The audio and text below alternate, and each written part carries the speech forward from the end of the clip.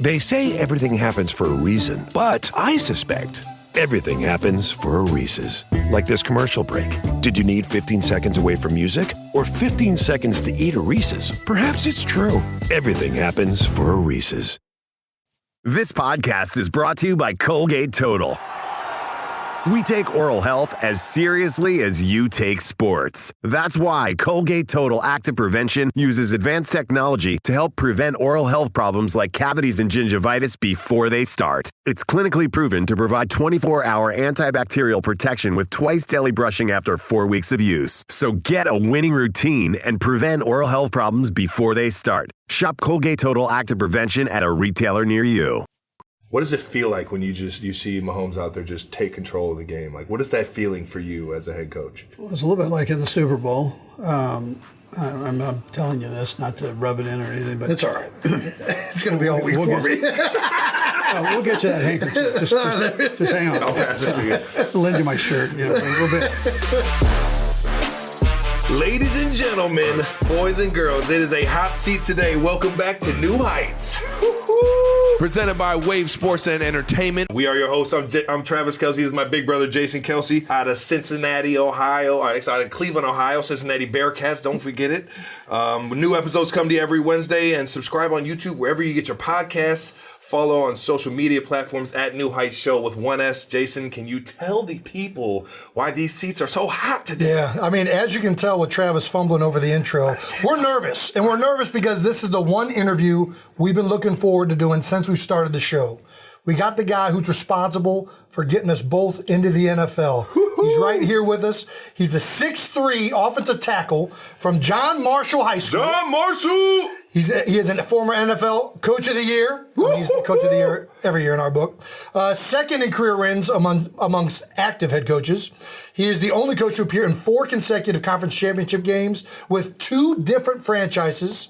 This year he became a 2-time Super Bowl champion, which is, I know I should be sad, but I can't be sad about this guy. Not once, but twice, baby. Took the world by storm with his State Farm commercials last year, who proved that he does have acting ability. That's it. You know who it is. It's the big man. Big Red. Andy Reid is in the building. Woo! Coach Reid is with us. I don't know how we got this to happen. I mean, how did it happen? Travis finally asked you? Yeah, no, he asked me. He kind of asked me. We were just having a fun rap on, Twitter. Or no, it wasn't Twitter. Right. It was on our... In text, yeah. Yeah, texting. Yeah. And I just bit on it like a big dog. Let's go, baby. But I'm in. I'm fully in. I'm going to need grease to get out of this seat, but I'm ready. I'm ready to go. Are you upset that it took so long for him to ask? Like, were you waiting for us to ask you? No, I'd heard through the grapevine that you guys were a little nervous to ask. Not that that's a good thing. Do you have that effect on every player? Like, or is there something about us that you just want to make us listen, nervous? if you guys are nervous, yeah, I'd really be surprised. What's that mean, Coach? With all that we've gone through. Yeah. Especially my left side. I've got my right side and my left side. Let's get it, baby. Let's get into it, man. So we're going to start off. We always do this thing, new news. Can you hit us with it? We go, new news. New news. And then you do your version. Are you in on this? Yeah, let's go. But first, as always, new news. New news. New news. All righty. Let's see what these new news is today. Trav, what did you finally text to get the big guy on the show? Man, I tell you what, I softly just said that me and you would really appreciate it if you would consider it. And I'll tell you what, Coach, you hit me with an all-time liner, and it really made me feel like I was one of yours. You said that, man, you really don't do this kind of stuff, but you would do a backflip for the Kelce's, baby. Yeah. Doggone it. So me and Jason got a crazy bet. Have you ever done a bat flick? Backflip. You know what? Believe it or not, I took gymnastics class. What? Did you? I knew it. I did. How long? Yeah, that was about how high I got right there.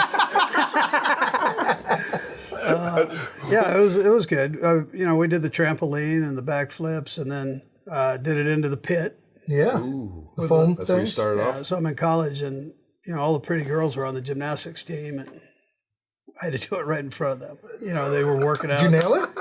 I kind of did. Yeah! Does not surprise. Yeah. This guy's done backflips before. Those days are over, though. I gotta say, I have tried to do a backflip into a pool. I can't do it. My brain has a point where I get to about halfway. Don't kill yourself. And then I just land on my head every single time. I just don't do it. We need to bet What you is the key? We need to bet you a cheeseburger, and you'll get over. And then it. I'll find out how to do it. That's right. That's right. Throw the head back and let's roll. When you first heard that we were doing a podcast or a show in the middle of a season, what was your reaction? What did you think? Well, I knew with you heading it up that we'd be okay. See, that's a lot of pressure right there, but yeah, it worked out. My only worry was that you were going to retire. You were going to get so good at this that you were going to retire. And then I didn't think it was so good. I knew you'd keep him under control, though. We saw each other at the combine, and you definitely were you were letting me know that unless you're fully ready to retire, you shouldn't do that yet. Yeah, you don't want to do that yet. And you got a lot in the tank. I appreciated that. It was awesome seeing you there. But listen, if you do retire, you got a good gig going right here. Yeah, we've set it up pretty good. We're having fun with this one, Yeah, we're having too much fun playing still. This is a nice side hustle, but we both met in the Super Bowl last year. Congratulations on number 2. Yeah, appreciate it. How many of you, so you've been to 5? 6, yeah. 6? Man, I'm shortchanging you. 3 and 3. Oh my gosh. Yeah. Well, congrats on your second one. I appreciate it. I do. Not to you. Only to Yeah. No, it's my job to get him over 500, so let's go, baby. Let's go. Let's go. All right, now let's get to this episode's edition of 12 Bold Topics with my head coach. Jason, why don't you lead us off with the biggest and most important question of them all? So we got the draft coming up. So we think we'd start with the draft. You obviously drafted both of us. Yeah. And I don't know if I've ever told you this story, but I was in the Pro Bowl one year, and John Gruden was sitting there. And I think you guys had done a production meeting. And he said, I saw Andy before one of the games. And I said, so you drafted Jason and you drafted Travis. And he said, your response was, I drafted Jason, I drafted Travis, and if there's any other Kelces out there, I'll draft them too. So I'm asking you right now on the spot, why my daughter is 3 years old. If you're still coaching in 18 years, can we get another Kelce draft pick? Oh, yeah. Absolutely. Yeah! Absolutely. You got a why. You got it, baby girl. Do you remember what led to me getting drafted? And do you remember, I think we all remember, what led to him getting drafted, because all 3 of us were on the phone that day. I guess what's the story behind mine, and then we'll talk about Travis's. Yours was real easy. So you were a great player. Okay. A little bit undersized. Yeah. But had tremendous toughness, speed. You were smart and dirty tough. And so that was an easy decision. Yeah. And we needed a center. Yeah. And so you fit in. We just got rid of all that linebacker stuff in you. Gave you the hard mud and cut you loose. Yeah. This guy, I saw play against Temple. Yeah. And my son kept telling me, this tight end is unbelievable. Kelce's brother is incredible. I mean, he's 265 pounds. He's a beast. And then I get scouting. I know, but then I get him. He's 240, but that's okay. But I remember this. I'm going to bring back a memory for you. Game's over. They just destroyed Temple. Mm-hmm. And I come over to the locker room. You're there with your mom. Yeah. And he comes bebopping out and just giving me the business. Yeah. Like we're long lost friends. And deep down, I'm going, if I get my hands on that son of a buck, I am going to rip his heart out. But I played along with it. Yeah. I played along with it. Cocky. Jamie is cocky. Yeah. But listen, I knew the roots. Yeah. So for the first 5 years, it was a war. The last 5 years have been unbelievable. He traveled the country to 50 states, dating 50 girls. I knew this show would be. Easy. Yeah. This show would be easy. Yeah, this is nothing compared to that. We've named plays after it. We've had our fun. And that play has been a hell of a play for us, Coach. No, it has. It has. Constant 7. Not that show, though. Not that show. Not that show. We won't rerun that show. I don't think anybody's rerunning that. Do you think so? Back to draft night. Does Travis get drafted if you hadn't drafted me and knew me already? With the red flags that were kind of out there around him? Yeah, that would have been tough. If you were in the league, I still would have called you. Yeah. Yeah, I would have called you. Somewhere I would have called you and checked on him just to make sure, because I had heard the rumors about him. Yeah. What do you think now, having known those rumors and now having coached him for 10 years? Yeah, so like I said, for the first 5 years, those rumors were pretty close. Yeah. For the next 5 years, they've been awesome. Yeah. I mean, I've watched him blossom into a leader, and I mean, he's always been a great player, but tremendous leader, big heart, teammates love him. You're not the only leader in the family. Yeah, I know that. No, Trav. Show your personality, baby. That's right. That's one of the beautiful things that I think is behind your coaching philosophy is everybody gets to lead in their own way. And Trav does it his way. I do it mine. I think Travis's personality, he always cares about his teammates, always wants to win. He's just a little bit young and trying to have a little bit too much fun, but that's caught up. Never have too much Well, fun. I told both of you guys, let your personality show. Yes. He threw the flag at the official. That was amazing. You picked it up and handed it to him. That's the difference. That's an amazing clip. So I don't even know if we need to ask this, but who did you yell at most their rookie year, me or Travis? Well, I was hoarse with him. Yeah. No more every voice day. left. It was every day. It was every day, baby. Hey, listen, that's how you know that's how I knew that you saw something in me, though. So you already know. I never reacted in a bad way, did I? No, That's you what didn't. I'm saying. I was always ready to just rock and roll, baby. Yeah. Yeah, no, you were good with it. You already know. It's all you young guys out there. Don't be afraid to get yelled at. We got to ask this. Was Trav is very upset that he wasn't the first tight end drafted his draft year. Was he the first tight end on the Chiefs draft board that year? He actually was the first one. Really? Yeah. You're not making this up in hindsight. No, we were going to get him. That's who we wanted. That's who you wanted. That's who we wanted. Yeah. Gosh. Yeah, John Dorsey was a part of this. I mean, you can double check with John, but that was a slam dunk. Yeah, He he was going to be a Chief. I love that. I'm fired up right now. Sorry. All right, well, you got to get it. All right, let's keep it going then. Career rewind here, Coach. Let's talk some coaching stories. And let's talk a little coaching in the NFL. When did you first know that you wanted to be a head coach in the league? Yeah, so I wanted to be the best line coach ever. Okay. That's what I wanted to be. College, and then if the pros worked out, it'd be the pros. Yeah. And then Mike Holmgren said, I need to get out of the box, which he was a quarterback, so I listened to him, right? We listen to the quarterbacks sometimes. So I jumped out of the box and coached the tight ends. And then he goes, you got to get further out of the box and go coach the quarterbacks. So I coached the quarterbacks. And then once you get into that quarterback room, then you go, you know what?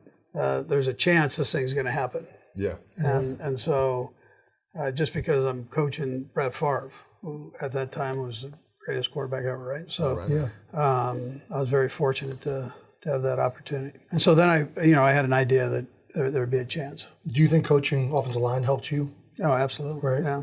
Which room do you like more? If you can coach the offensive line, you can coach anything. Why do you say that? Because it's an abnormal position. Yeah. When you come out, eventually you're going to run. Yeah. Right? You're going to crawl, you're going to walk, you're going to run. Yeah. But you're not going to be in a three-point stance. Right? That doesn't come normal? No, that's right. Do you like the O-line room more or the quarterback room more? Truthfully, I've liked all three positions Okay. that I've coached. I coached the center, the guard, and the tackle. No, I've coached the O-line, the O-line, the quarterbacks, and the tight ends. Had a blast in all three. Yeah. And there are different personalities for each position. And the O-line is the most stable of the group. The quarterbacks, along with the center, have to know the most. Right. And so you're open to that world. They have to deal with the media, the organization, how they lead the organization. And then the tight ends are somewhere right in the middle of that. Yeah. And they're normally a bit flamboyant. Second time. That's a great word. It's the second time. No, kill a cow. That's the adjective I'm using for you from now on. Yeah. Chick-fil-A over there. Yeah. Eat more chicken, Eat more chicken. You just talked about Holmgren through BYU, Missouri, all the college teams, and even in Green Bay or even in Philly. We like to talk mentors. Yeah. Outside of just him, are there any other mentors that really made an impact? Or? Yeah, absolutely. I was lucky to have great high school coaches, youth coaches, high school coaches. Went to junior college, had great junior college coaches. I mean, we won championships kind of all the way along the line there. And then I go to BYU, and I've got a Hall of Fame college coach in Lavelle Edwards, who I was like the teacher's pet with him. He treated me like gold, man. I love him and his family. And then I go into the college ranks and all these different places, the head coaches. I was actually with the same head coach at UTEP and Missouri, Bob Stull. Yeah. And phenomenal head coach, and Larry Quintero at Northern Arizona, who you met, the old guy that was at practice, 98 years old. Gave us a hell of a speech. He did, yeah, unbelievable. So all these guys, I was so lucky to be around, and they were great mentors for me. And you take something from everybody as a coach and as a player. Same thing. Yeah, absolutely. So you take a little bit of something from them, and then you are you. That's what creates you. All right now. Yeah. One thing people do not know or can't really fathom about the life of an NFL coach. Can you give us any nuggets of gold there? Yeah. So you're one out of 32 people in the whole world that have a chance to do it. Yeah. Man. And so you take on a certain attitude. I love coming to work, and even the bad. You're gonna have good days and bad days, but the bad days aren't that bad. Yeah. And I think that's part of it. But I think the part dealing with the media, people probably don't understand that part of it and how that's got to be worked through, and the relationships that you develop there, and how you handle that. So I'd probably say that. And then they probably don't know the relationships between the player and the coach. Yeah. And so that's a little unique too.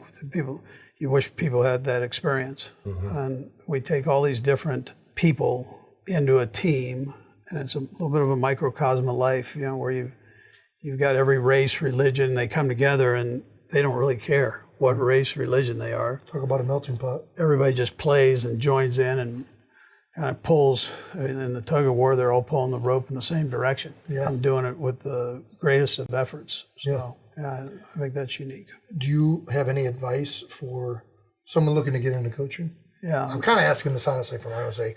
I've thought about coaching. Sure. Because I love coaches. Yeah. I love the game. I love the X's and O's of it. What is the advice that you would give anybody out there looking to get into coaching? Yeah, so I think one of the things that helped me was starting low. Yeah. Not that you have to start at San Francisco State, where I worked for another great guy, Vic Rowan. He was a Hall of Famer too. So. Yeah. But Coach Tom Melvin, baby. Tom Melvin, that's right. All right. First, evolution of my coaching career. Started with Tom and ended with guys out here, man. Yeah. So, you start at a lower level at the pro ranks or college ranks, and you work your way up, so you get to see the whole picture. Right. And then you appreciate it as you go, and you develop your ability to teach, because really that's what you do. Right. As opposed to being put in a real high position right off the bat, and expectations go way up, and then you have one bad game, and in this league that's like dog years. You lose one game, and it's like you've blown the season. So. You don't want to be put in that chair right away. Yeah, you need to be weathered. Yeah, you need to be weathered. Calloused. Yeah, I got to ask you this. All coming off of that, is that one of the things you enjoy? Of where obviously you coach players, but you've had so many coaches go on to get head coaching jobs, offensive coordinator jobs. Your coaching tree has got to be. It's only you and Bill, I think, that are up there with the amount of assistants you've had go on. Yeah. Is that part of what you view your job is to develop all these guys and guide them? Yeah. So, you're not going to be a good head coach without good players and good coaches. Yeah. And if you have good players and you can teach as a coach, then normally you're going to win games. Yeah. So I've been lucky to have good coaches. Yeah. And a lot of them have been ex-players. And WP. That's right. Oh, man. They've had a chance to move on, and I'm their biggest fan unless we're playing them, right? Right. And then we got to roll. Yeah. Well, yeah. But you're looking to hire. You want good people. You want good players that are good people. That's what you want. Yeah. And it's a people business, no matter how you look at it. Yeah. The Chiefs have been a staple in championship games for the last 5 years. Is it 5 or 6 years now? Maybe 6. Yeah, I don't even know. Whatever. But you haven't won all of them. Do you cherish the wins more or bemoan the losses more? Yeah, so, I think losses, they stick with you longer than the wins. The wins, you go, okay, this is a beautiful thing. Let's move on. We got to get on to the next one. I think the trick to it is if you can learn from each. Yeah. And you kind of keep that balance of that. Yeah. Or on the losses, you don't get yourself too low. Let's learn from it, make ourselves better. We lost in a championship game, and I listened. I listened to these guys talk. Yeah. And all of them said, I could do better. Yeah. I mean, now you got a chance. Right. Coming back that next year, you got a chance. Yeah. If everybody's taking part of it, including the head coach, Yeah. If you're all taking Ownership. part of the responsibility there, then yeah, you have a chance to go. So those are good lessons to learn when you lose. When you win, you can't get too high because if you're off a tick in the National Football League, you're going to get your tail kicked. Right. And there's just too much parity. Yeah. Too many great players. They're best in the world. Yeah. The world's a pretty big place. It is a big place. Yeah. So you gotta stay right at the top of it. Yeah, the losing definitely hits a little home for me right now. But I like to tell everybody after the game, I was. Do you have a handkerchief? Yeah, I was very happy. I was very upset. Obviously, we lost, but I was happy for you guys because He's been kicking my tail all my life, Coach. Personal Don't you connection expect me not that I to had. cry? You're right, though. I think, and then all you do is you think about the plays that could have happened different, or the different calls you could have made, or if this just happens, if I just do that. And I think you're right. I think but it has to be focused on yourself. You got to, what could I have done better? And I think that's right. largely where we're at right now. And jointly, it'll happen. Yeah. You guys have a real good team. So, I mean, you've got good leadership, whether it's Howie or Nick. I mean, these are three guys you drafted. Yeah, well, that's right. Yeah, I appreciate that. Yeah. I appreciate that. I'm very very similar until you persevere and then win, and then I didn't even remember losing the Super Bowl that we were in. That happened? Yeah. You don't remember that? No, I block it out. Yeah, either that or I choose not to. Well, you told me something in the offseason that I still tell everybody was that when you lose one, it makes you want to win one that much more. Yeah, that's right. And I thought you were full of crap until this past year just happened, and I can honestly understand where you're coming from now. Man on fire, baby. Yeah. Let's get back to your Philly area a little bit. You coached in Philly from 99 to 2012? 14 years. 14, yeah. God. That was your first head coaching job. What were your thoughts going into that? Was Philly the only option? Were you interviewing with multiple other teams? Yeah. There was a rumor that you had a 5-inch notebook that was like your keys to running an organization. Yeah. So there were 3 teams that were interested. Okay. And Philly happened to be the first interview. All right. And listen, it was probably the one that was, if I honestly said it was probably the one that I'd have a chance at more than the other 2. But Sure. I was the last of the interviews with Philly, and there were 4 or 5 guys that interviewed there beforehand. Yeah. And they were good coaches. And so I was not a coordinator. And I'm going, I need every piece of artillery I can get to go in there and try to get this thing. And Yeah.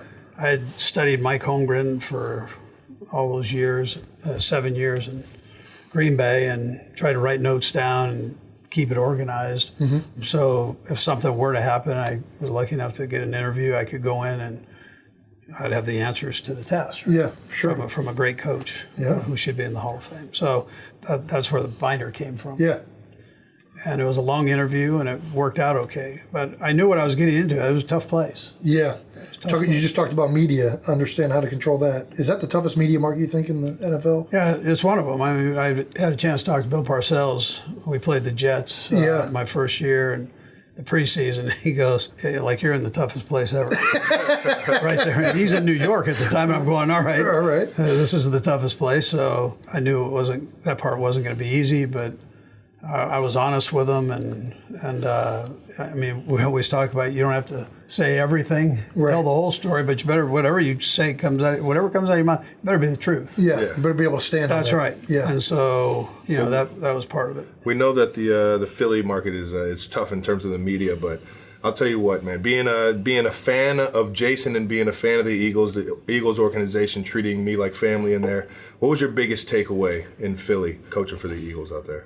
Yeah, so I mean, Jeff Lurie, I'm close with to this day. Mm-hmm. He treated me great. The people there, you gain a badge of honor if you can make it through. They're still standing. So they've been great through some tough times. I mean, there were tough times along the way, and whether it was on the field or off the field, and they were right there with me. But they're going to let you know. I mean, they're going to let you know. One thing I could say about it is they're going to let you know they're like a coach and a player. Yeah. If you stink, they're going to tell you stink. And if you're good, they're going to tell you you're good. Yep. And there's no in between. There's nothing in between. That's right. So it's a tough place, but it's a good place. Yeah. Would you have done anything differently in your time in Philly? No. I'm sure. No. I mean, there are things you learn along the way. Yes. But I think we were able to go to 5 championship games and a Super Bowl, and I think the organization hadn't been doing great, and we were able to kind of get them moved up the chain there in the NFL, and it worked out okay. So I think there was at least a foundation there that everybody could build on and go win the Super Bowl like you guys did. Yeah, with a former player and coach of yours. Yeah. That was awesome, though. You talked about like the badge of honor. Do you think that Philadelphia media fan base? I feel like there's like a sense of urgency in that city that like you got to come to work every day. You get like, have you carried that over? Did you have that in Green Bay, or do you think that affects the organization in the country? Green Bay for a different reason because of the history there. Sure. Yeah. I mean, you feel that legacy that takes place there. And then in Philly, they'll give you 2 strikes. That's you're done. And so you've got to bring. Yeah, you do. You bring your A game every day. I mean, if you're off a tick, you're going to hear about it. And so you make sure that you prepare and you're organized and all those things that you need to be. Yeah. Let's move on to some Chiefs talk. All right, there we go. Get out of Philly, man. You know what I'm saying? And let's talk some QBs. Yeah. When did you know that I wasn't a QB? Well, there are a couple different times. If you want to take it back to New York, there was just listen. If in doubt, run the ball. There you go. 80 yards. He wants it. He has said the coaching point you told him, which is Travis, do not throw this ball. You're not making a read. No. It's either there or you're running it. No, he wanted to see if he could beat my punt, pass, and kick record. It was a good throw. It was a dart. Yeah, to the wrong guy. And then we come back, and we've got this play. We called it Black Pearl, and it was a beautiful thing. Yeah. And we get Tyreek to toss it to Kelce, and Patrick goes in the end zone, and although he almost stepped out of bounds and he should have been deeper, but one corner plays both of them. And like your monkey brother, in the middle, hold it. man. And your brother, I'm not going to talk to him. I'm not going to look at Yeah. but your brother choked. Yeah. So he got there and it was oh man. And then hold it. Not only that, so this is like in the first, second quarter. Yeah. It ruined him the rest of the game. I didn't even want to be It was in there. his head. Yeah, I didn't even want to be there. Good thing Tyreek had 300 yards. Now this guy's got like the best arm ever. And this was like a 5-yard, not even a 5-yard. He could have run it in. It was all bad, man. It was all bad. But he came back. Third time's a charm, baby. That's right. Came back. Third time's a charm in the playoffs. We You needed can it survive most. in Philly. No, seriously, when did you know that Patrick Mahomes was the real deal? Was it watching him at Tech or kind of getting him in the building? And Yeah. I give credit to Brett Veach on that one. Because Nice. Brett, shout out to Vooch. Brett was a scout at the time, and from the first time that kid played, Dorsey and I had tapes on our desk, and said, you got to watch this guy. You have to watch him. And for 2 years, or how many ever years it was, we watched this kid, and Veach goes, this is the best guy I've ever seen. I mean, he's that good. And Veach did the Southwest or Southeast area, and that's the hotbed. And so Doris and I go, yeah, this guy's pretty good now. So about 2 years later, and then I think once he stepped into the league and he did that game at Denver where we'd wrapped up our playoff spot. Oh, yeah. And he got to jump in and go in a game. I mean, he did what he did in practice, what he did at Tech, and I go, that's pretty good. We had Alex Smith at the time, who was also good. He had his best year. Yeah. We said on the show that Matt Nagy secretly gave Pat the answers to the draft interview. Did you know that he had the answers? And did that interview impress you if you did not? Yeah, so listen, Veach. No. So Veach and Nagy were teammates. Was it Delaware State? Delaware. They were in cahoots. Yeah. Dead giveaway. So I had a couple little curveballs just to throw in there. Just a There couple you little go. curveballs. And he handled them. But Nice. I knew. Pat Mahomes can hit the curveball, baby. That's right. Just a couple curveballs. That's good stuff. What goes on in evaluating a QB from a coach and like the GM perspective? I think you got to get to know the guy and see what he's all about. You go to the combine and the answers are kind of packaged there with answers, and I think that's easy. You don't get a ton out of them. But you get a guy, you lock him in a room for 8 hours, and then you go over a whole install, make him spit it back at you, and then throw questions at him on how you'd handle this. By the time you get done with that 8 hours, you got a pretty good feel on what the guy's about. And we did 6, I believe it was 6 of them that year. And it was their day in the building here. And so by the time they left, I think we were pretty accurate with it, actually, as we went through and have looked now with the history part of it. Yeah. We were pretty accurate on our evaluation. It takes a lot of time, though. Yeah. When you're evaluating quarterback, is there anything that what makes Pat Mahomes, in your mind, so much different than every other quarterback out there? Like, what is unique about him? Well, if he's in a bind, he just throws it to him. It's not a bad safety. I tell you, he's got a good way about him. He was raised in a locker room, so he's got that feel. Yeah. He's a natural leader, but he's humble.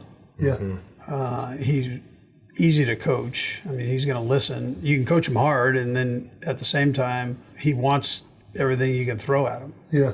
And, both of you guys are great players, and if there's one thing I've noticed in coaching over the years is the great players want you to give them one more thing so they can even be greater than what they are. So they're always asking, hey, what do you got? What do you got? What do you got? And I saw that with Brett. I saw it with Reggie White. I saw it with the different guys, Sterling Sharp, all these guys that phenomenal players, and Brian Dawkins, and the list goes on. Right. But they just want to give me one more thing to make me better than what I am. And so it's a great driver for a coach to do. But anyways, that's Pat's got that. He wants you to load him up and challenge him, and he's going to work, and he's dedicated. During the week he's not going out. No. He's going to stay in and study and do his thing, and all the time. Yeah, that's how he rolls. Well, he has a bunch of ridiculous records. One of the most ridiculous is his come from behind record. When it's in the heat of the battle, and we're kind of in that that trailing position, what does it feel like when you see Mahomes out there just take control of the game? Like, what is that feeling for you as a head coach? Well, it's a little bit like in the Super Bowl. I'm telling you this not to rub it in or anything, but it's all right. It's going to be all week for me. We'll get you that handkerchief. Just hang on. I'll pass it to you. I'll lend you my shirt. A little bit. Everybody in that locker room knew that we had the ability, if we just straighten a couple things out, to come back. That to me is reassuring as a coach. But you've got to have the players that believe in that. Yeah. So it's one thing for the coaches to believe in it and say it. It's another thing when you're saying it to guys that truly have that feeling in their heart. So 10 points we know isn't a big thing, and 20 points, 21 points is not a big thing. We've done that, and so that's a good feeling from when you're sitting in the head coach's seat. Right on. Yeah. Well, I'll tell you what, you were dialing them things up, Coach. All right, let's keep talking some Super Bowl 57, man. So we just won our second Super Bowl. Did the second feel better? How did it compare to the first one?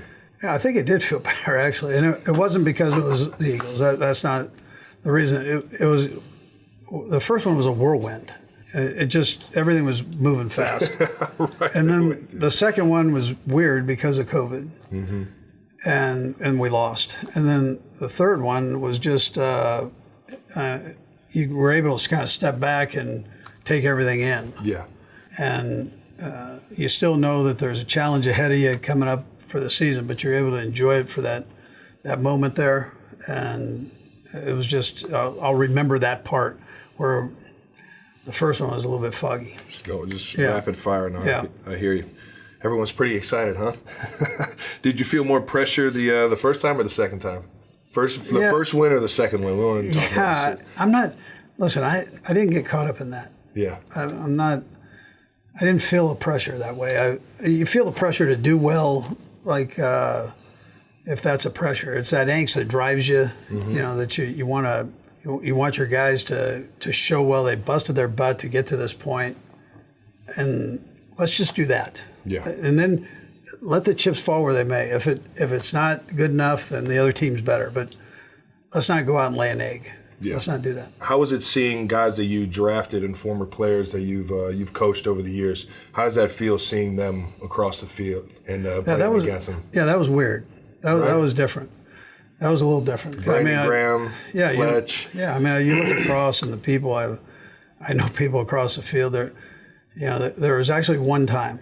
I probably shouldn't even say it, but I'm going to say it because it's you two, and nobody else is going to hear it. So there was one point where I was back talking with Pat. My back was to the field, and I heard the cheer, and I turn around, and your tight end caught the ball.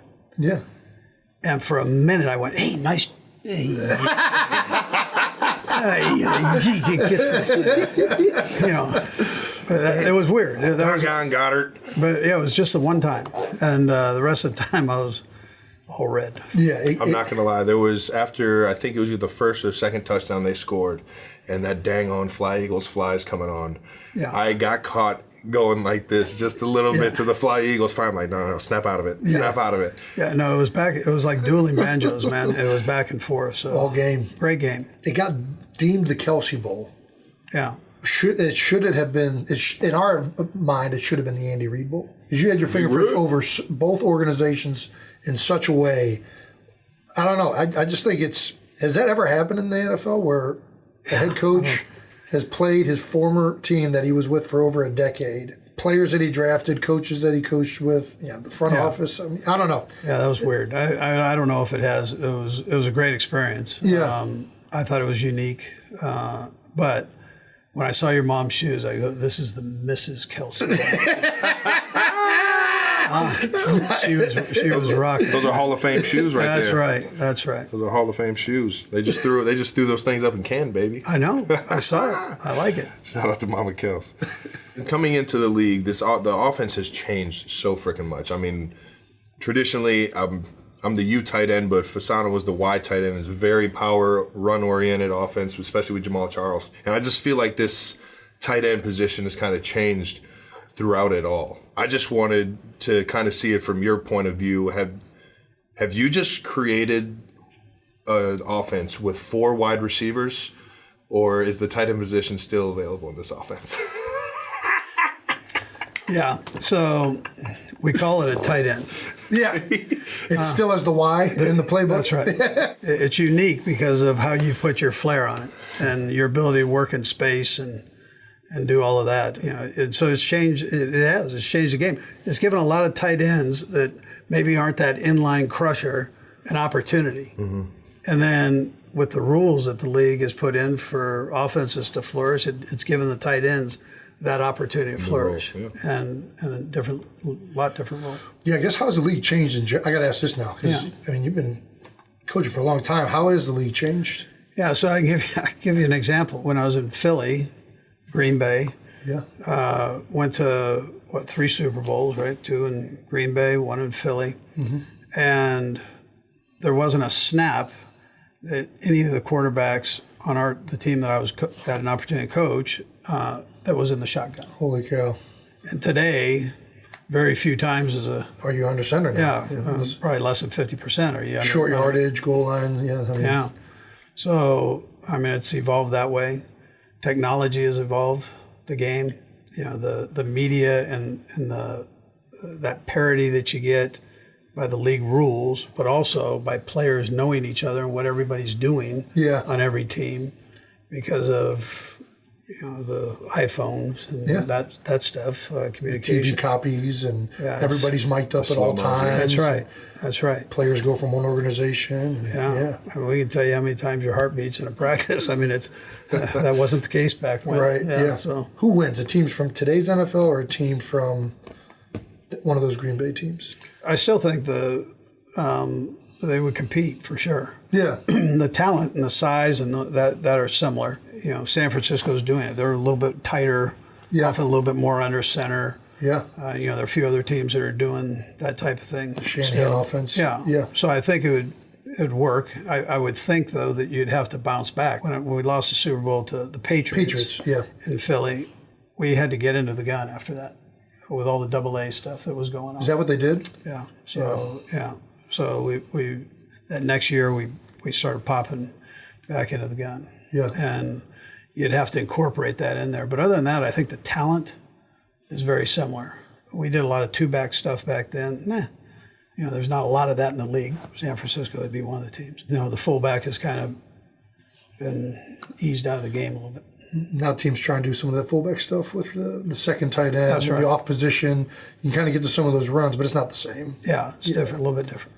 Mount Rushmore of fast food burgers. What do you got? Yeah, so my grandson's been hammering me on this. Every Little League game we go out for cheeseburgers. So I go Town Topic, which is right down the road. I go Five Guys and Whataburger to support Pat. I mean, we got to do that. I still got to go. Texas Whataburger doesn't make enough money, right? So I'm sure I'm missing one, but those are the ones that we hit, and I need to stop hitting them. They're starting to hit back, right? Town Topic's good any time of the day too. It's a late night diners. The diners are Jason's gig too, so we might have to stop. Oh no, it's the best. 6 seats. All right now. What's your favorite play call of all time? Well, it was Snow Globe. Yeah, I like that one. Yeah, just but it's more of a ring around the rosy. How'd you get Snow Globe? Well, it was. I mean, it was in Christmas. It was a season. Yeah, Tis the reindeer. season. Rudolph person and all this. So, but that was kind of fun. Yeah. What's the narrative about Andy Reid that you feel is unfair or maybe not correct? I'm really a skinny guy. It's just the cameras put a lot of weight on me. Me too. No, listen, I don't know. Probably that I don't have a sense of humor. Well, we're clearly dispelling that right now. Okay, good. Who was funnier, you in the State Farm commercial or Travis in SNL? Yeah, I'm gonna tell you what, man. He's a rock star. Isn't he good? I don't even know if I'm gonna be able to coach him. It's gonna be, like they do in college football. I'm gonna yell at him. He's gonna leave. He's gonna go become a movie star. He's just gonna give me that brow. Never do that, but I gotta say, both of you. Brow. Yeah. When he gets you that brow, baby. Yeah. You're done messing around. How tired are you of seeing that punt, pass, and kick competition video come up on the screen every year? Yeah, very tired. You gotta let them know right here though. It was an age range. Oh yeah, so the kid next to you wasn't. 8-year-old. I was 13. There was a line, 2 lines. So it went 8, 9, 10, 11, 13, and then you rotate, right? So that kid was not the same age as me. Yeah, let's get that straight. And you did win it, right? I didn't win that one. What? Yeah, I won the one before it. 4th and goal, ball on the 1. What's your call? Game on the line. This is how it is. You just You'll never know until it happens, That's baby. right. That's right. Coach, I can't thank you for coming on the show with us enough. I appreciate you. It's been an honor having the man that drafted both my brother and I on here, who's had such an important role in both of our careers and impact. Thank you so much for coming on, Coach. Yeah. You guys just keep being you, man. That's right. I always got to give you your flowers, big guy. The best leader, the best teacher, and doggone the best player caller that I've ever freaking been around, baby. I love working with you. And the best guy to wear a Hawaiian shirt. Heck yeah. I mean, come on now. And those of you that think he's just the best offensive mind, best head coach, he's got the only tight end coach in the entire history of the league to have 2 All-Pro tight ends in one season. He's the best tight end coach ever to play the game too, baby. Woo-hoo! I had to throw that little fun fact in there. I appreciate that.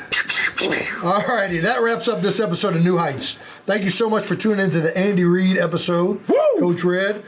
Make sure you're subscribed on YouTube to the New Heights channel, and so you can check out when all the new episodes are dropping, and listen and subscribe wherever you get podcasts. All right, now, once again, New Heights is presented by Wave Sports and Entertainment. Follow us on all social media platforms at New Heights Show with 1S for fun clips throughout the week. Thanks to our production and crew for always making us look good, and thank you to the 92%ers. Hopefully you guys enjoyed this one as much as we did. Coach, I love you, big guy. Love you guys, man. You already know. Until the next time, everybody. Peace.